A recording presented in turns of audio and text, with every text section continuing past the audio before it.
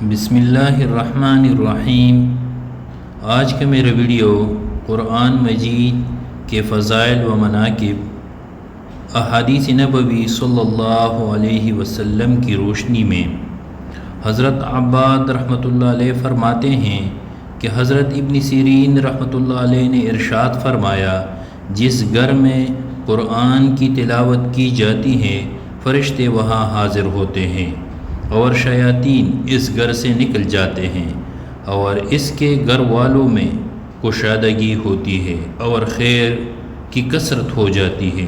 اور جس گھر میں قرآن کی تلاوت نہیں کی جاتی شیاطین وہاں موجود ہوتے ہیں اور فرشتے اس گھر سے نکل جاتے ہیں، اور گھر والوں میں تنگی ہوتی ہے اور خیر کی قلت ہوتی ہے۔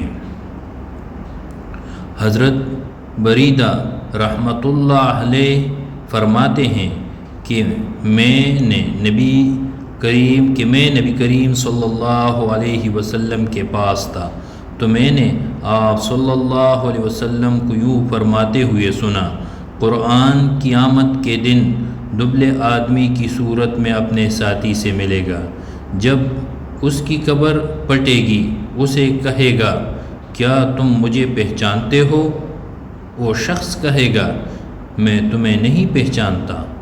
پھر وہ اس شخص کو کہے گا، میں تیرا ساتھی قرآن ہوں، جس نے تجھے شدید گرمی میں پیاسا رکھا اور تیری راتوں میں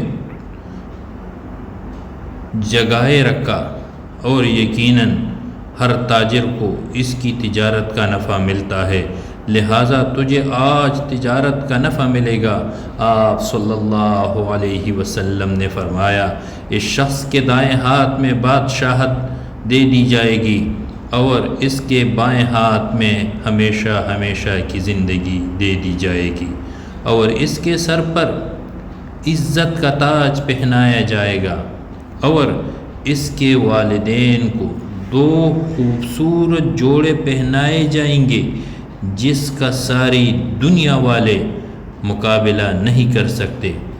وہ دونوں کہیں گے، کس وجہ سے ہمیں یہ کپڑے پہنائے گئے؟ وہ دونوں کہیں گے، کس وجہ سے ہمیں یہ کپڑے پہنائے گئے؟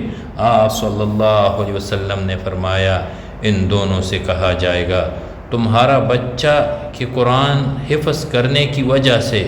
پھر اس حافظ قرآن سے کہا جائے گا، پڑھو اور جنت کے درجوں اور اس کے بالا خانوں میں چڑھتے جاؤ۔ پس وہ جب تک پڑھتا رہے گا، آہستہ ہو یا تیز و بلند رہے گا۔ حضرت ابو شریح الخزاعی رحمۃ اللہ علیہ فرماتے ہیں کہ رسول اللہ صلی اللہ علیہ وسلم ہمارے پاس تشریف لائے اور فرمایا، خوشخبری سنو، خوشخبری سنو، کیا تم لوگ گواہی نہیں دیتے اس بات کی کہ اللہ کے سوا کوئی معبود نہیں اور میں اللہ کا رسول ہوں؟ صحابہ رضی اللہ عنہم نے عرض کیا، جی ہاں۔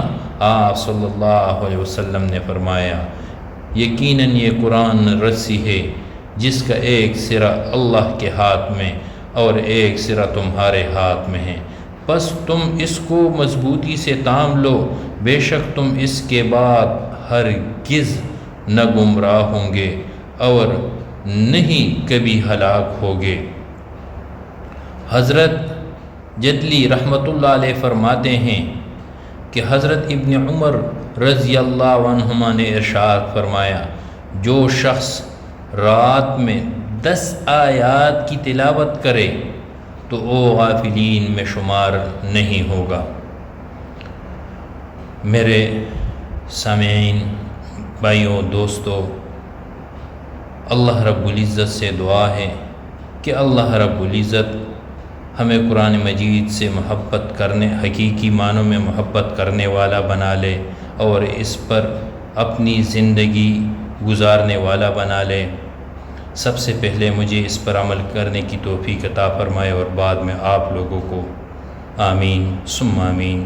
اگر ویڈیو پسند آیا ہو تو چینل کو سبسکرائب کرے اور اپنی قیمتی آراء کمنٹس کرے۔ ویڈیو دیکھنے کا بہت ہی شکریہ۔